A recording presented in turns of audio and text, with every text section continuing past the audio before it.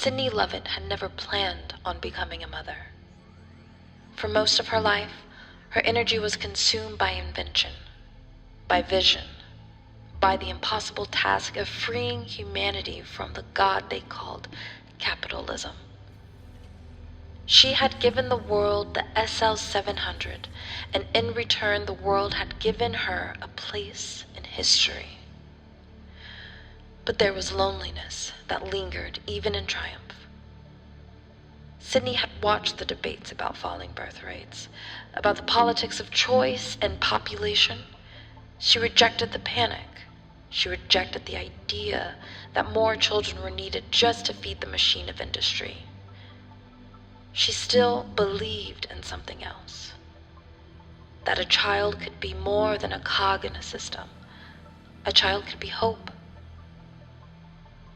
continuity, legacy. In private, Sydney once said, "If humanity is worth saving, then love is worth carrying forward, even just once, even just one soul." So in the quiet years after the release of the SL-700, Sydney made her choice. At 36, she decided to bring a child into the world.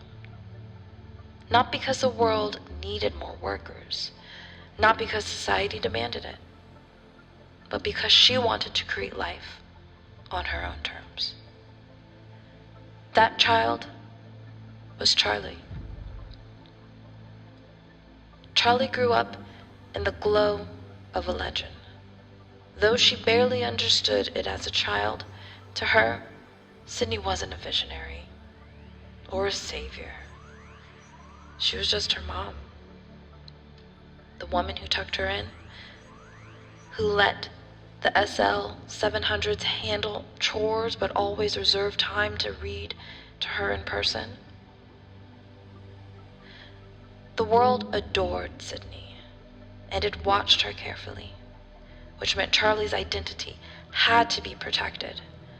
Few knew Sydney even had a daughter, and fewer still knew her name. By the time Charlie was grown, the secrecy had become her shield. It was 2058. Sydney was gone, her mother's face living only in documentaries and flickering memories. The world she built still stood, stronger, fairer, freer, but not without shadows, not without whispers of those who wanted the old world back. And Charlie carried all of it, the love of her mother, the burden of her legacy, the weight of a secret she could never share.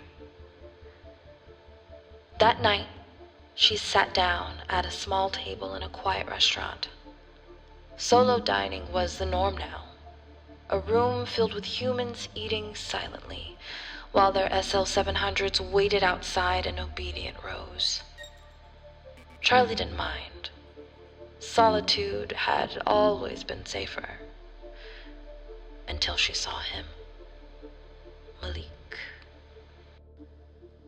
He stood out in his purple velvet suit, with his quiet confidence, seated just one table away. His presence was magnetic, impossible to ignore.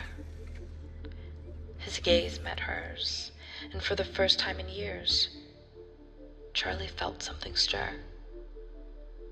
Something dangerous. Something alive.